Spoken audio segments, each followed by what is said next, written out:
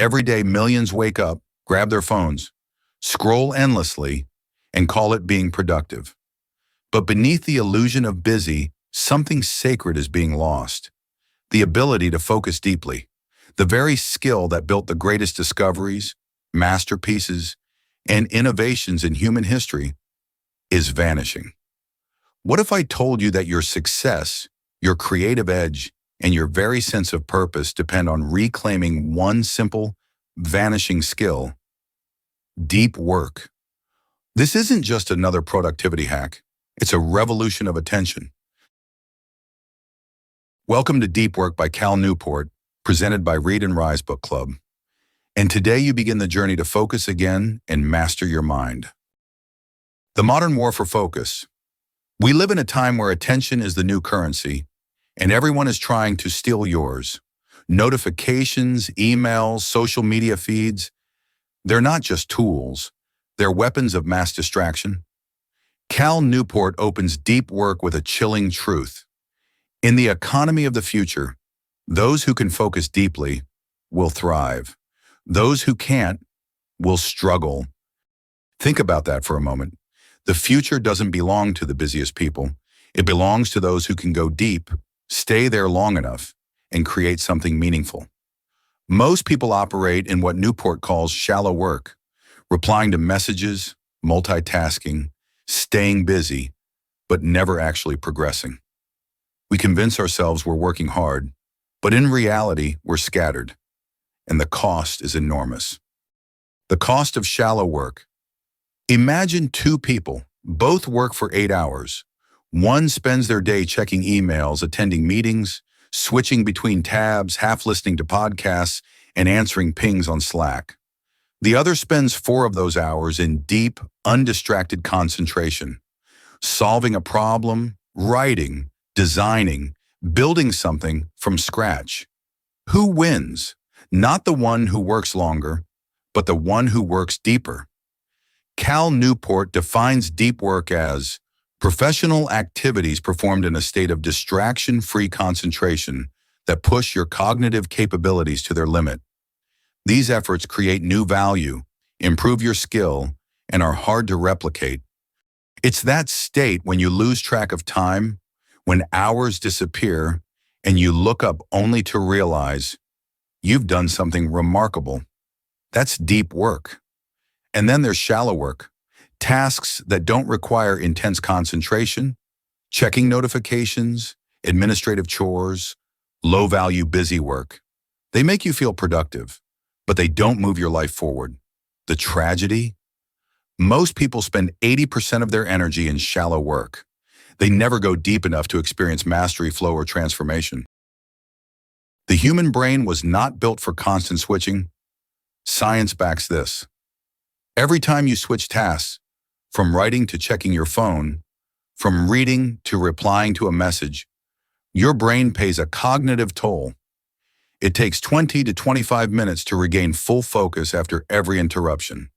Now multiply that across a workday: emails, notifications, conversations, scrolling. You're losing hours, not to hard work, but to context-switching fatigue. This is why Newport says, to produce at your peak level, you need to work for extended periods with full concentration on a single task free from distraction. It's not about working harder. It's about working deeper. The deep work hypothesis. Cal Newport's entire book is built around one powerful hypothesis. The ability to perform deep work is becoming increasingly rare at exactly the same time it is becoming increasingly valuable in our economy. As a consequence, the few who cultivate this skill and then make it the core of their working life will thrive. That's not a motivational quote. That's a blueprint for success in the 21st century. If you can focus deeply, you become irreplaceable. If you can't, you're lost in the noise. So ask yourself, are you producing anything of lasting value? Or are you just reacting all day? Quick pause. If you're getting value from this video, go ahead and hit like button right now and subscribe to join this community of growth-minded people. We're building something powerful here, and I want you to be part of it. Why most people never go deep? Let's be honest.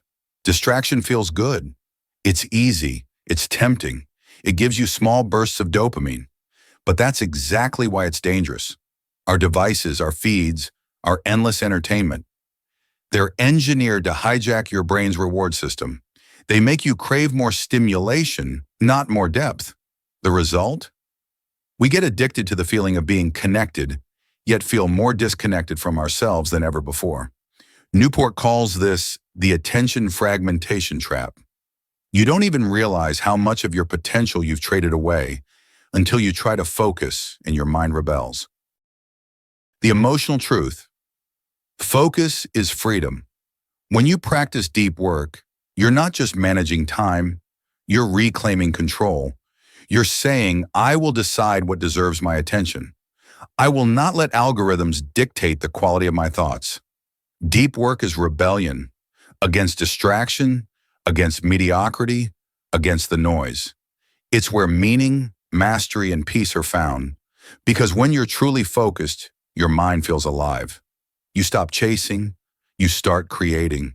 And slowly you realize distraction is not entertainment. It's the enemy of excellence. The two core abilities of deep life. Cal Newport breaks success in the modern world into two core abilities. 1.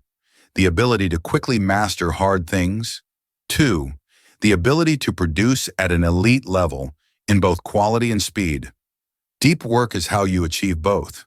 You can't learn complex skills while being interrupted every few minutes. You can't produce brilliant results with half your attention elsewhere. To master anything, coding, writing, research, entrepreneurship, art, you must go deep. To stand out in your career, you must produce results so valuable that they cannot be ignored. That's why deep work isn't just a strategy, it's a competitive advantage, a psychological edge, a spiritual discipline. The mirror test. Pause here for a moment. Imagine yourself 10 years from now. Will you be someone who built things of value, who created, contributed, mastered their craft? Or someone who scrolled endlessly, liked everything, and produced nothing? That's the mirror test. And it hurts, because deep down we know we're capable of more. Newport's challenge is simple. Stop living reactively, start living deliberately. The science of deep work. Deep work aligns with what psychologists call flow, a state of total immersion in a task where time dissolves and creativity expands. When you're in flow, your prefrontal cortex, the part responsible for self-consciousness, quiets down. You stop overthinking and start creating effortlessly. It's the same state elite athletes, artists, and thinkers describe. But here's the catch. You can't reach flow through distraction. You must train your brain for depth. Neuroscience confirms it. The more you multitask, the worse you become at filtering irrelevant information. You literally rewire your brain for shallowness. That's why Newport says, you have a finite amount of willpower that becomes depleted as you use it.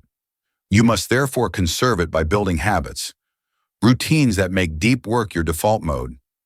Deep work isn't about superhuman willpower. It's about structured discipline and environmental design. Depth is meaning. Newport also connects deep work to something much deeper. Purpose. He argues that craftsmanship and focus aren't just about productivity, they're about meaning. When you dedicate your mind fully to a task, when you lose yourself in the pursuit of excellence, you feel alive.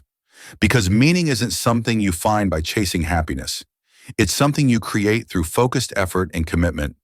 That's why Cal Newport says, a deep life is a good life. And he's right. Every hour you spend in deep work is an hour invested in your growth, your skill, your self-respect. The transition to action. Now that we understand why deep work matters, the real journey begins. In the chapters ahead, Cal Newport lays out the 4 rules of deep work. These are not suggestions.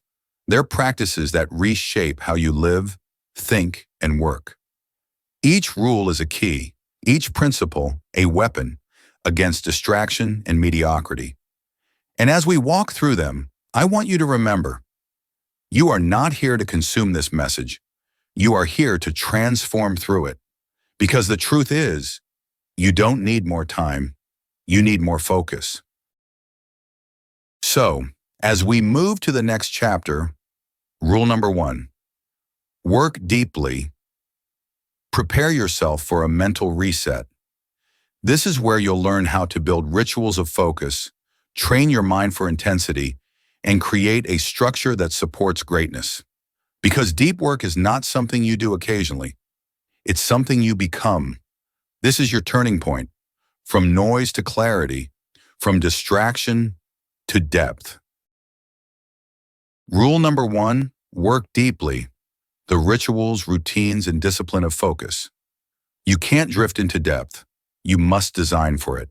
Deep work doesn't happen by chance, it happens by choice. Cal Newport begins the first rule with a challenge that slices straight through the noise.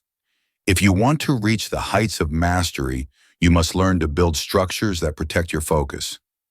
Because here's the truth. Focus is not found in the cracks of your schedule. Focus is built through deliberate walls that keep the shallow out. The architecture of depth. In rule number 1, work deeply, Newport explains that our environment shapes our mind. If you design a life that welcomes distraction, distraction will rule you. If you design a life that rewards concentration, concentration will become your default.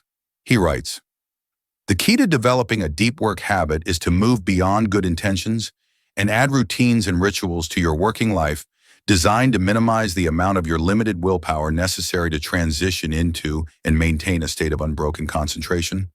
That's the foundation. Ritual over willpower, because willpower is fragile. Ritual is strong. Why willpower fails. Every time you try to just focus, you draw from a finite mental resource. And in a world full of digital temptation, that resource evaporates quickly. That's why Newport insists you must out-design your distractions. You can't rely on motivation. You must rely on mechanics. Your focus needs a system, not a feeling. Design your ritual. Cal Newport studied the habits of great thinkers. Carl Jung, Charles Darwin, J.K. Rowling, Bill Gates, and noticed a pattern. They didn't leave focus to luck. They built rituals. These rituals had 3 essential components. 1. Time and place. Decide when and where you'll go deep. 2. Duration and goal. Set a clear finish line. 3. Structure and support. Prepare your tools, environment, and mindset before you begin. Let's break that down. 1. Time and place. Pick a specific window every day, even 1 hour. It's not about the length, it's about consistency. When you honor that space daily, your mind begins to associate it with creation, not distraction. 2. Duration and goal. Vague intentions kill deep work. Every session must have a target. Write 1,000 words, solve 3 equations, design the prototype. Clarity ignites focus. 3. Structure and support. Before you start, remove everything that fragments your attention. Your phone, tabs, notifications. Prepare water, notes, and a single open task. Then enter the zone. That's the ritual. That's how you summon flow on command. Ritual builds identity. Over time, your ritual becomes your identity. You stop saying, "I want to focus," and start believing, "I am someone who works deeply." That's the silent transformation Newport talks about. Deep work rewires not just your schedule, but your self-image. Each day of focus becomes proof that you are disciplined, capable, and in control of your attention. And identity fuels consistency. The 4 philosophies of depth. Cal Newport offers 4 approaches to structure your deep work. No one method fits all. Choose the one aligned with your lifestyle. 1. The monastic philosophy. Cut out nearly everything shallow. Like monks, monastic deep workers live in near isolation from distraction. Writers like Neil Stephenson use this. No social media, no open door policy. Total immersion. Powerful but difficult for most. 2. The bimodal philosophy, split your time, long uninterrupted periods for deep work, then separate shallow intervals. Example, a professor might teach and attend meetings during the semester, then spend the summer writing books. This requires careful planning. 3. The rhythmic philosophy. This is for modern life. You build a daily rhythm of focus blocks, like 90-minute sessions at fixed times. It removes the need for decision-making. Your body learns the rhythm. 4. The journalistic philosophy, inspired by journalists who must switch to depth instantly. It's for those whose schedules are unpredictable. You drop into deep work whenever the window opens. But this requires immense practice. Each philosophy has one goal: make depth a habit, not an exception. Schedule every minute of your day. Newport offers a radical practice. Plan every minute of your day. At first it sounds obsessive, but it's liberating. When every block of time has a purpose, distraction loses its grip. He calls it time blocking. Here's how it works. 1. Divide your day into small segments, 30 or 60 minutes. 2. Assign each block a specific task or intention. 3. Adjust flexibly, but never leave time unaccounted for. Why it works. When you know exactly what each hour is for, your brain stops negotiating with distraction. A deep life, Newport says, is a life well planned. The ritual of shutdown. There's another crucial ritual, one that ends your day, the shutdown ritual. Newport argues that productivity doesn't come from endless effort. It comes from periodic renewal. At the end of your workday, you mentally close every open loop. Review tasks, note unfinished items, set tomorrow's priorities. Then say the phrase, "Shutdown complete." This isn't just symbolic. It tells your brain, the workday is over and it's safe to rest. When you rest fully, you return sharper.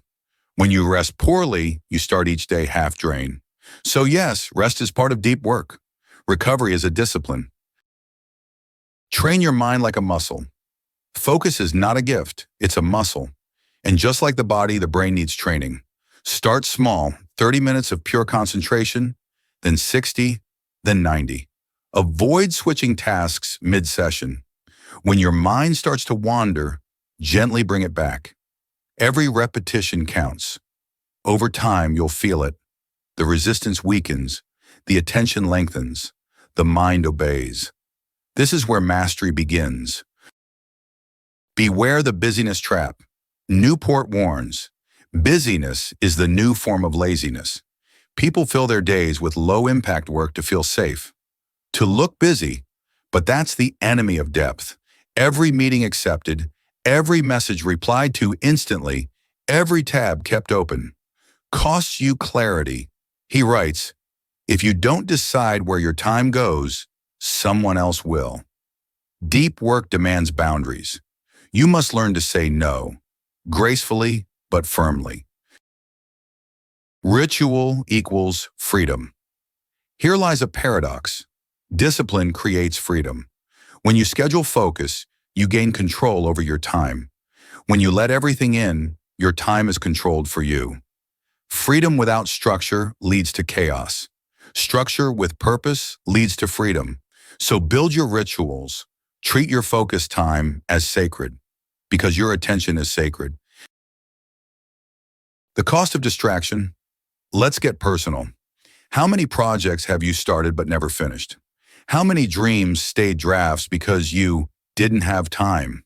Truth is, it wasn't time you lacked. It was depth. Every great breakthrough, in art, science, or business, came from someone who refused to skim the surface. They worked deeply. They paid the price of isolation, of stillness, of effort, but they earned clarity. You can too. Action step, your deep work blueprint. To bring this to life, start with these steps. 1. Define your high-value work. What truly matters to your career or purpose? Identify it. 2. Block 2 hours daily. Protect it as fiercely as an appointment. 3. Create your focus ritual. Time plus a place plus goal plus preparation. 4. Track your depth score. Each day, rate how deep you worked on a scale of 1 to 10. 5. Reward the discipline. After deep sessions, enjoy guilt-free rest.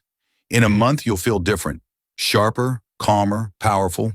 In a year, you'll be unrecognizable. The transition to rule number 2, embrace boredom. Before we move forward, Cal Newport issues a warning. Even if you learn to work deeply, the world will constantly tempt you back to shallowness. And the most deceptive enemy? Your own restless mind. The next rule, embrace boredom, teaches how to tame that restlessness.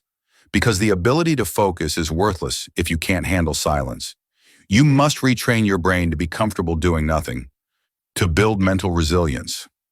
The battle for focus is won in stillness, and the next chapter is about becoming still again. Quick pause. If you're getting value from this video, go ahead and hit like button right now and subscribe to join this community of growth-minded people. Rule number 2, embrace boredom. How to train your brain to resist distraction and reclaim focus. In a world that worships stimulation, stillness has become rebellion. We reach for our phones in every pause. We scroll through noise whenever silence appears. But here's the truth. If you can't handle boredom, you can't go deep. The ability to focus isn't just about what you do. It's about what you can endure. Welcome to rule number 2 of deep work. Embrace boredom, because the road to greatness is paved with patience. The restless mind. The modern mind has forgotten how to rest. Every idle moment, we fill it. In line at the grocery store? Scroll. Waiting for a meeting? Scroll. Even while reading or eating, half our mind is somewhere else. Cal Newport calls this the addiction to novelty. Our brains crave constant stimulation, and we've built a digital world that feeds it endlessly. But the cost? We've lost the ability to sustain attention, to stay in discomfort, to sit still long enough for deep insight to appear. You see, true creativity doesn't emerge when your mind is crowded. It arises in stillness. That's why Newport's second rule is brutally simple.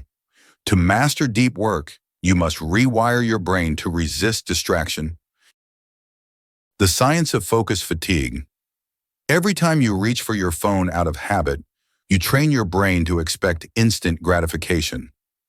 That dopamine hit from new notifications? It's the same system activated by addiction. Your brain starts demanding stimulation on demand, and when you finally sit down to focus, it rebels. That's why people say, "I can't focus anymore." They've conditioned themselves to avoid boredom. Newport says this clearly. The ability to concentrate intensely is a skill that must be trained. So, how do we train it? By practicing boredom on purpose. The power of mental resistance. Imagine your attention like a muscle. Every time you resist distraction, even a small one, you strengthen it. Every time you give in, you weaken it. It's not about perfection, it's about practice.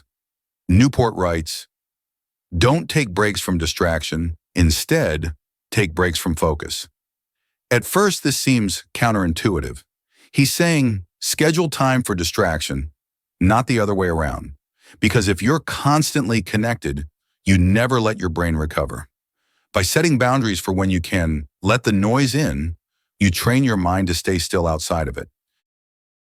Example, set specific times for checking emails, social media, or messages, and stick to them.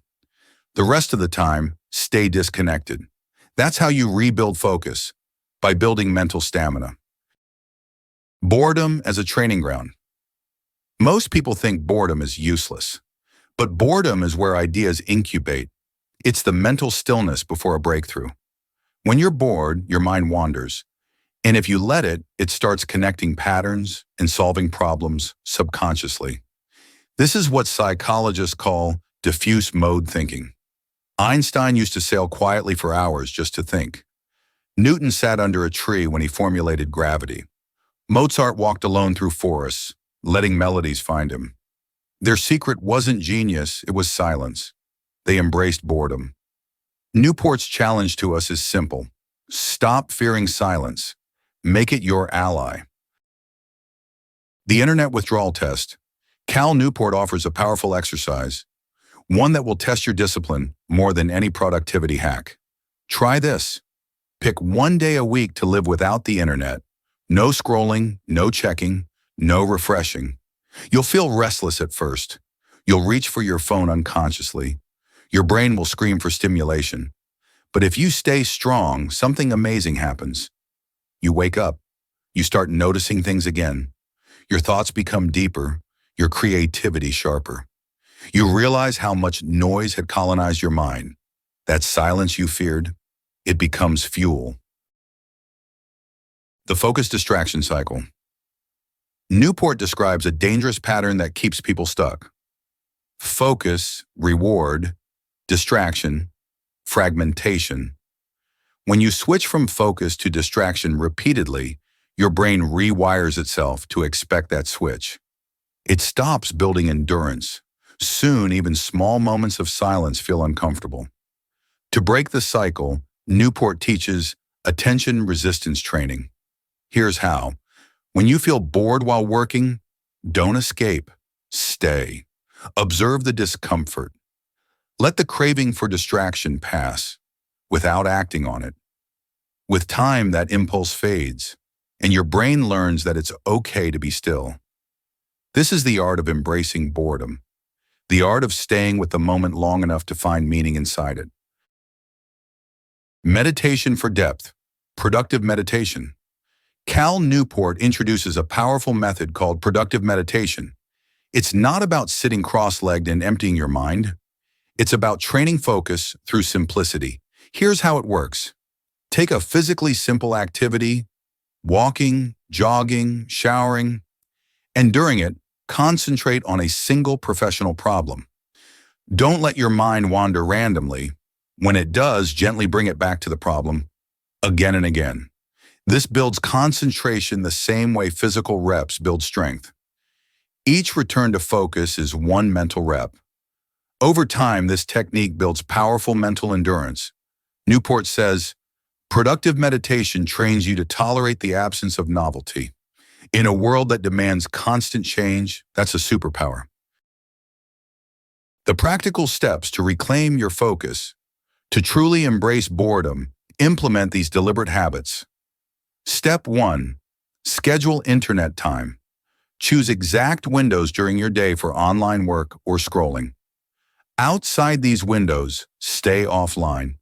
No exceptions. Step 2. Replace scrolling with stillness. When you feel the urge to grab your phone, take a deep breath, or simply sit and observe your thoughts. Let the craving pass. Step 3. Practice single tasking. Do one thing at a time. When eating, just eat. When walking, just walk. When reading, just read. Step 4. Embrace the pause. When you finish a task, don't rush to fill the void. Sit in that pause.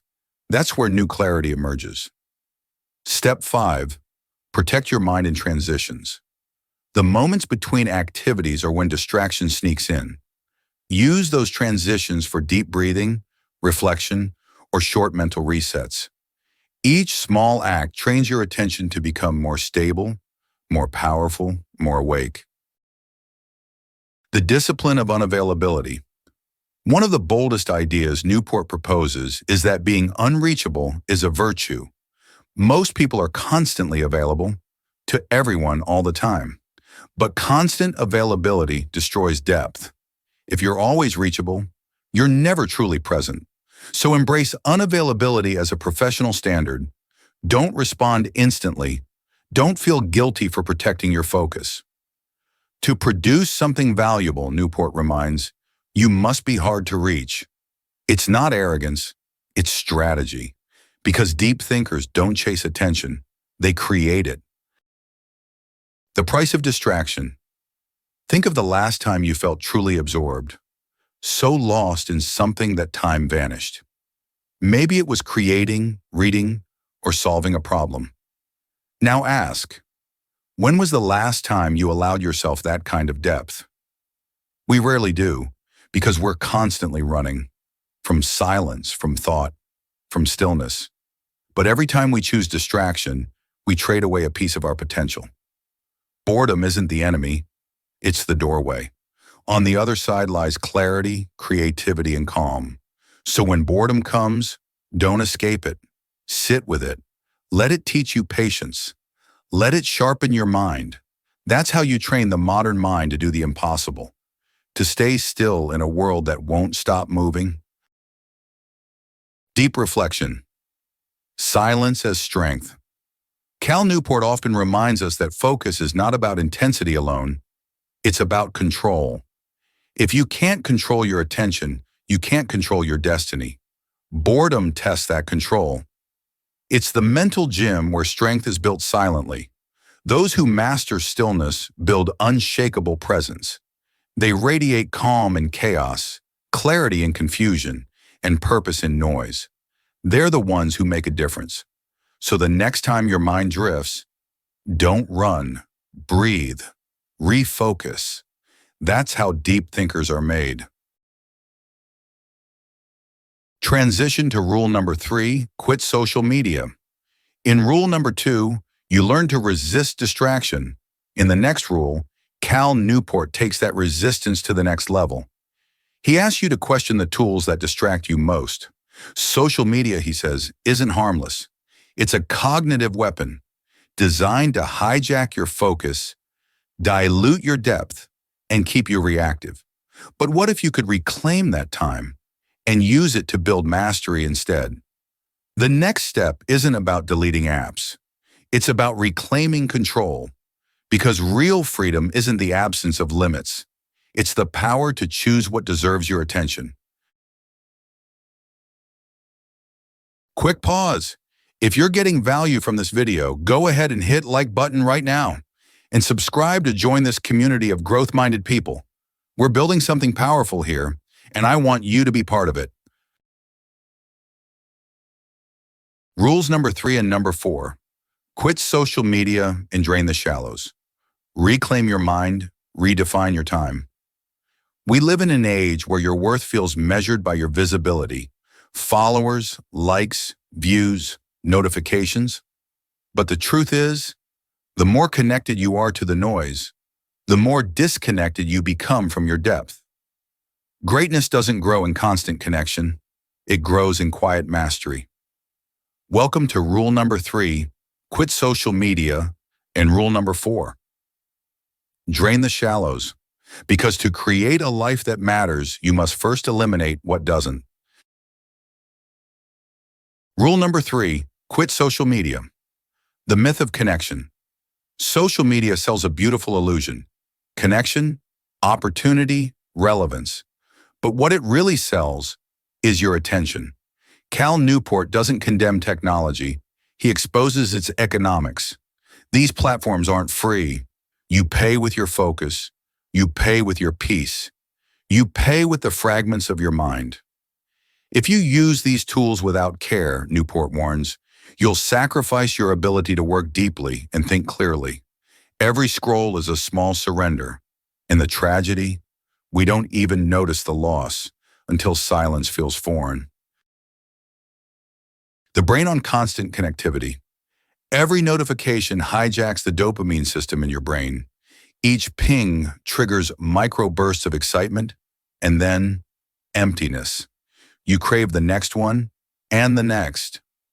Neurologically, you've trained your mind to chase novelty instead of value. Your attention span shrinks. Your ability to focus decays. So while you feel busy, you're drifting from one dopamine loop to another, never still enough to build something meaningful. The craftsman's philosophy of tool selection. Cal Newport introduces a radical alternative to the always-online mindset. The craftsman's philosophy of tool selection. Instead of asking, "What's the harm in using this?" ask, "Does this tool bring significant positive value to my goals?"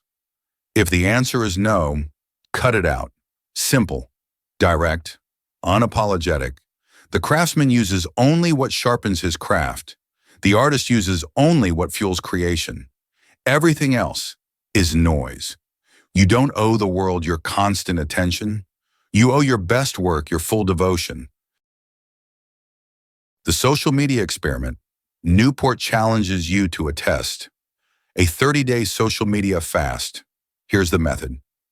1.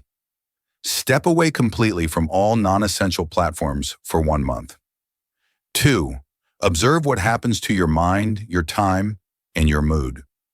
3. After 30 days, only reintroduce the tools that truly add deep value to your life. The results, he says, are almost always the same. You realize how little you miss and how much you regain. Without constant stimulation, your focus expands. Your thoughts deepen. Your creativity blooms again. You stop scrolling. You start living. The paradox of attention. We fear that quitting social media will make us irrelevant. But Newport reminds us, relevance built on distraction is fragile. The people who truly lead, who innovate, create, and inspire, are not chasing noise. They're building depth. You don't need to be everywhere. You need to be exceptional somewhere. Let that sink in, because deep excellence is far rarer than online visibility. The world doesn't remember those who post the most. It remembers those who produce the most value. The addiction you don't see. Let's pause. When was the last time you went 24 hours without your phone? Could you? If that thought feels impossible, it's not your fault. It's design. These platforms are engineered to exploit your biology. They use variable reward loops, the same psychology used in slot machines, to keep you hooked. And every time you check them, you're rewiring your mind to need stimulation, to crave approval, to avoid stillness. That's why Newport's message cuts deep. If you want to create something meaningful, you must untrain the addiction to attention. Practical step, digital declutter framework. To live deliberately in the digital age, practice this 3-step deep work detox. 1. Audit your tools. List every app, subscription, and online space that demands your attention. 2. Score each one. Does it contribute directly to your professional or personal goals? If not, delete or limit it. 3. Design digital boundaries. No phone within reach during deep work. Social media only in fixed short blocks. 0 notifications, except from humans who truly matter. Your focus is finite. Guard it like your life depends on it, because it does. The reward. Mental clarity. As the noise fades, a strange peace returns. You start thinking again, not reacting. You feel your creativity stretch. You rediscover the joy of boredom, the beauty of silence, the strength of solitude. You start creating instead of consuming. This is what Cal Newport calls the return to craftsmanship. A life not of constant attention, but of intentional creation.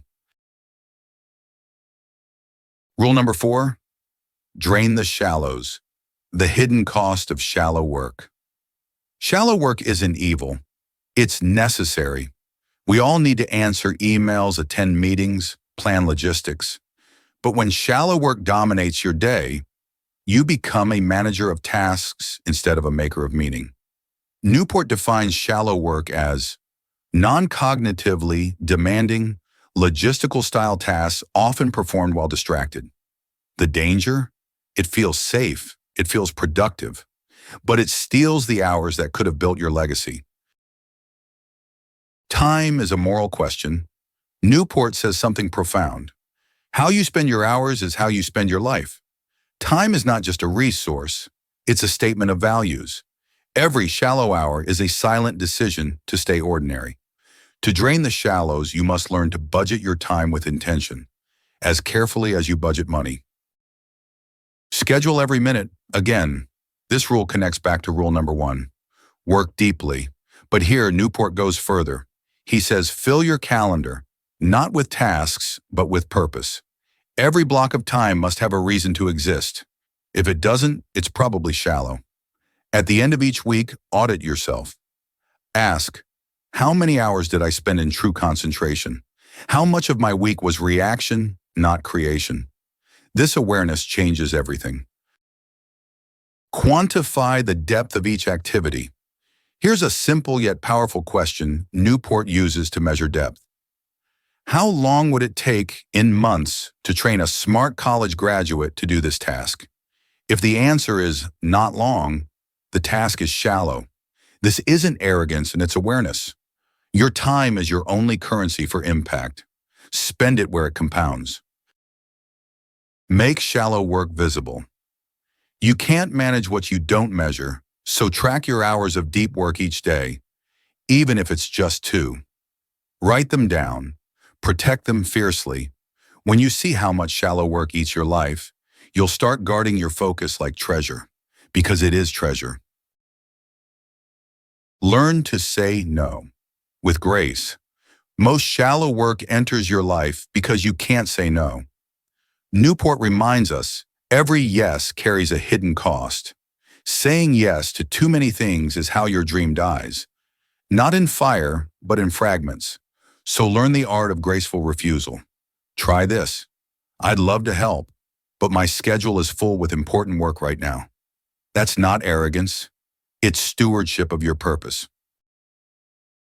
Finish your day with precision. Deep work thrives on clarity of ending. End your day with the same discipline you began it with. Newport's shutdown ritual comes back here. Review what you did, plan tomorrow, close the loop, say out loud, shut down complete. This small ritual trains your subconscious to release anxiety and refocus tomorrow with fresh intensity. Rest becomes sacred, and rest fuels depth. The cost of noise. Imagine your life 1 year from now if nothing changes. If you stay trapped in shallow loops, half attention, endless scrolling. Now imagine what happens if you start protecting your depth. 2 hours a day, every day. That's 730 hours of mastery in a single year. Enough to change your career, your health, your identity. Which future will you choose? The shallow comfort of distraction or the deep satisfaction of creation? That's the question Cal Newport leaves echoing through this book. The deep life. When you quit social media and drain the shallows, you discover something most people never feel anymore. Peaceful intensity. You wake up knowing exactly what matters. You build, not browse. You move toward mastery, not mediocrity. You begin to live deeply, not digitally. And that, Newport says, is the foundation of a meaningful life. A deep life, he reminds us, is a good life. Transition to final chapter, the deep work transformation. You've learned the 4 rules. Now comes the true test, integration. How do you transform this philosophy into a daily reality? How do you move from knowing to becoming? That's what the final part of this series will reveal. The deep work transformation, from scattered to focused, from reactive to purposeful, from noise to meaning. You don't rise to the level of your goals. You fall to the level of your focus. In the next and final part, you'll learn how to turn focus into freedom. The deep work transformation, from noise to mastery, your new identity of focus. The world doesn't reward the busy, it rewards the brilliantly focused. You don't need more time, you need more depth, because the most extraordinary results are never the product of chance. They are the byproduct of intense, deliberate focus. The moment of awakening. Somewhere inside you, you know this truth. You're capable of more than you've been producing. Not because you're lazy, but because your attention has been hijacked. Deep work isn't just a book about focus. It's a wake-up call to a generation drowning in distraction. Cal Newport doesn't want you to manage your time. He wants you to master your attention, because what you focus on expands. Every notification you ignore is a vote for mastery. Every moment you protect is an act of rebellion against mediocrity. From knowing to becoming, most people read books. Few become them. You've now heard Newport's 4 rules. Work deeply, embrace boredom, quit social media, drain the shallows. But knowledge without embodiment is just noise. So how do you become a deep worker? You create rituals. You measure your depth. You guard your attention like sacred currency. And you treat each hour as a craftsman treats his tools, with reverence. The 90-minute revolution. Neuroscience reveals that your brain can sustain peak concentration for roughly 90 minutes before fatigue sets in. Cal Newport urges you to use this natural rhythm. Design your day around deep work blocks, 90 minutes of unbroken focus, followed by 15 minutes of recovery. No multitasking, no notifications, just one mission. Do this twice a day and you will outperform most people working 10 hours straight, because depth amplifies time. It compresses learning, accelerates skill, and magnifies output. The inner shift, from noise to silence. Deep work isn't just a professional practice. It's a spiritual one. In silence, you meet your real self. When you sit and focus, you start hearing the voice beneath the chaos. The one that says, "This is what matters. This is why you're here." You begin to understand that busyness was a form of escape, a way to avoid depth, meaning, and confrontation with your own potential. Focus is truth. Distraction is denial. The Deep Work Blueprint Integration Guide. Cal Newport transforms philosophy into practice through 5 daily disciplines. 1. Plan deeply. Every night, write tomorrow's focus sessions on paper. Give each block a mission. If it's not worth naming, it's not worth doing. 2. Protect ritually. Turn off everything that bleeds attention, phones, notifications, tabs. Enter your deep zone like a pilot entering a cockpit with full presence.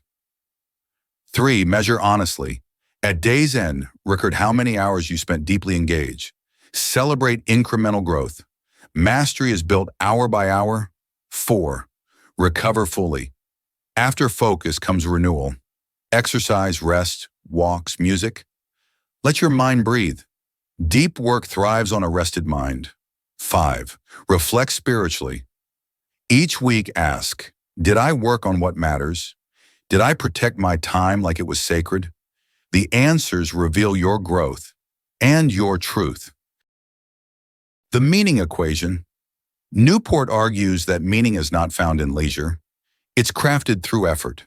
To build your working life around deep work is a profoundly human act in a digital age. Every hour of concentrated effort infuses life with purpose. When you struggle for something difficult, you feel alive. The modern world sells ease, but what your soul craves is engagement. The mirror moment. Imagine yourself a decade from now. Would you rather say, I stayed updated with everything, or I built something that mattered? Deep work is not a productivity method. It's a legacy decision. One path leads to comfort and forgettability. The other leads to impact and immortality through your work. Choose wisely. The economics of attention. Attention is the currency of creation. Spend it on trivial things, you go broke. Invest it in mastery, you become wealthy in skill and meaning. Newport calls this the attention capital theory. Your ability to focus deeply is an asset that multiplies over time. The compound interest of success. The longer you practice deep work, the easier it becomes to enter flow on demand. Soon, depth isn't an effort, it's your natural state. The deep work mindset. To live a deep life, you must think like a craftsman, excellence over exposure, creation over consumption, depth over distraction. When you wake up each day, don't ask, what should I do? Ask, what deserves my focus today? That question alone can change the trajectory of your life. Mastery as a form of freedom. In the book's closing pages, Cal Newport says something subtle yet powerful. A deep life is a life well lived. This is freedom redefined. Not freedom to escape work, but freedom to immerse in it. Not the freedom of endless choice, but the freedom of singular purpose. That's the real paradox of modern happiness. Meaning is found in focus, not variety. From attention to art, when you work deeply, every task becomes art. Emails turn into clarity. Writing turns into craft. Conversations turn into presence. The deep worker doesn't seek perfection. They seek progress without distraction, and that progress, over time, creates excellence. The return to meaning. Imagine a world where millions chose depth over noise, where students focus like monks, where leaders built without seeking validation, where you, today, took your attention back. That's the revolution Cal Newport invites you to join. A quiet revolution. No hashtags, no trends, no followers. Just humans doing work that matters. Focus is the new superpower, he says, and you can master it. Action plan. 7-day deep work starter challenge. Day 1 and 2. Audit distractions. List everything that demands your attention. Apps, habits, people. Cut 1. Day 3 and 4. Create a focus ritual. Pick a fixed time and place for 90-minute deep sessions. Day 5 and 6. Train boredom. Allow silence. Walk without music. Think without input. Day 7. Reflect and commit. Ask yourself, what if I lived like this for a year? That's how deep work begins. One choice at a time. Final reflection. Legacy of depth. When your life ends, no one will remember how many emails you answered or how many followers you had. They'll remember what you created, who you impacted, and what you stood for. Every masterpiece ever made was a product of deep work. Every legacy worth leaving was born in focus. So close the tabs. Silence the noise. Return to your craft. That's where freedom lives. If you've made it this far, you've already proven something rare. You can focus. Now use that power, build something that outlasts you, because the world doesn't need more noise. It needs your depth. Subscribe to Read and Rise Book Club, where we decode the world's most transformative books and turn knowledge into action. Until next time, protect your focus, honor your craft, and remember, depth is your superpower.